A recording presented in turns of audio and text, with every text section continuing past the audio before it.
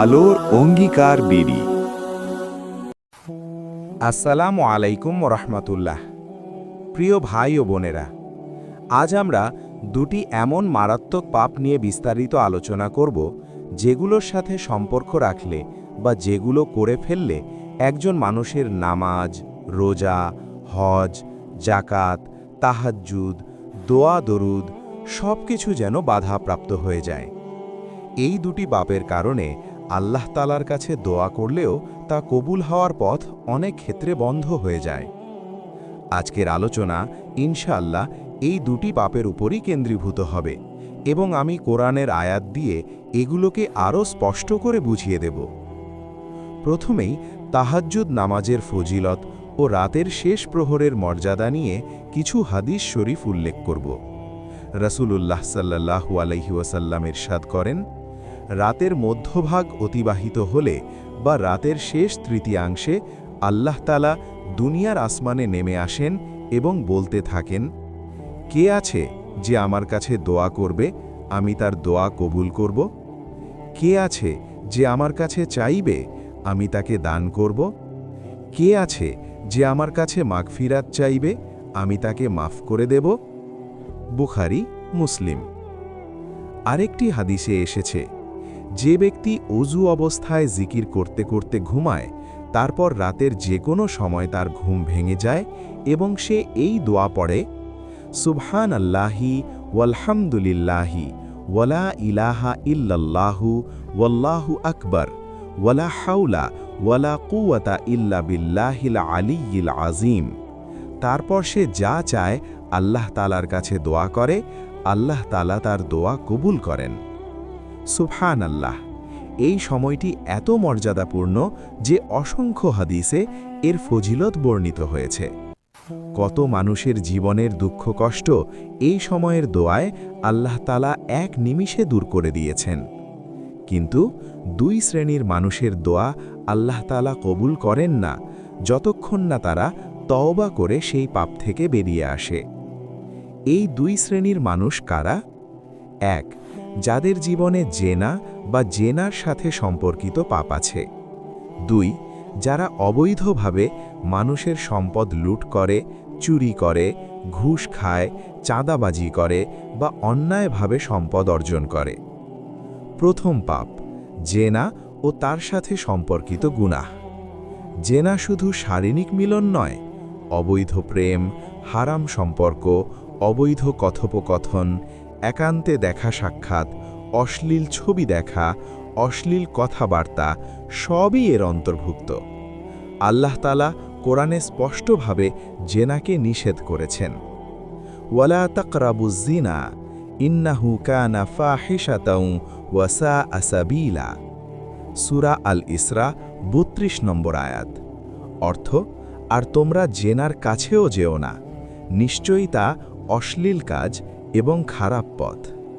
ব্যাখ্যা, আল্লাহ তাআলা শুধু জেনা করতে নিষেধ করেননি, বরং কাছেও যেও না বলেছেন।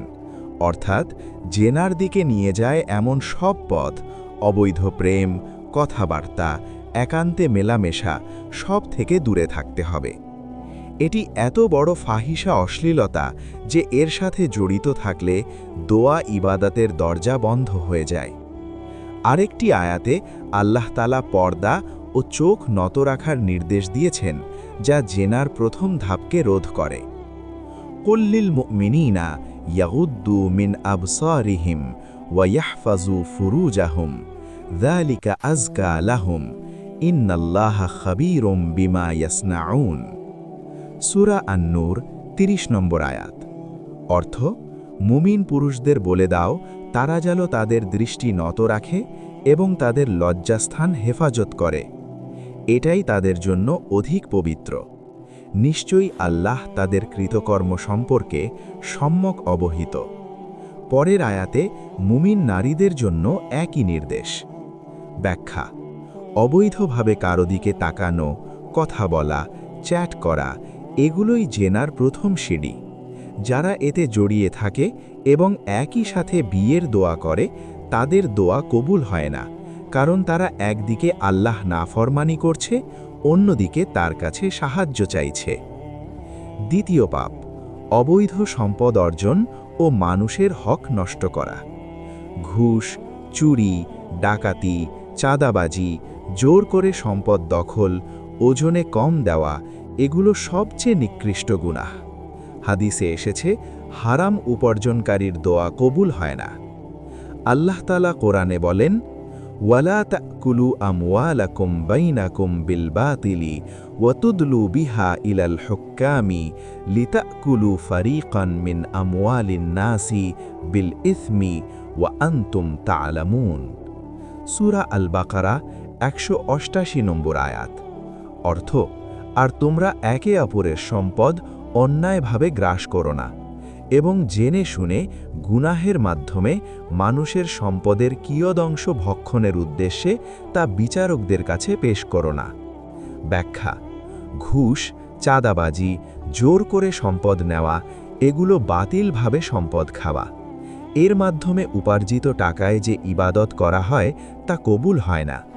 হারাম মালে পুষ্ট দেহ নিয়ে তাহাজ্জুদ পড়লেও দোয়া কবুলের পথ বন্ধ থাকে।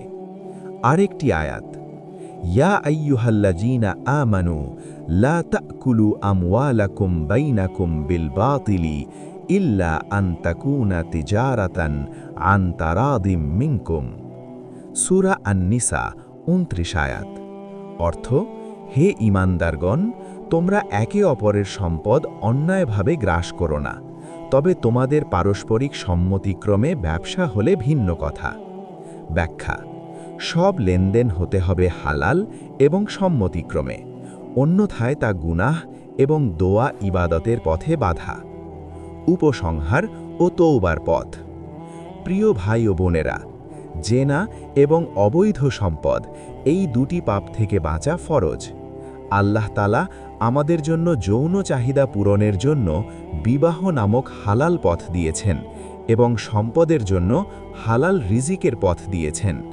তওবার জন্য আল্লাহ তাআলা বলেন, ইয়া আইয়ুহাল্লাযীনা আমানু তুবু ইলাল্লাহি তাওবাতান নাসুহা।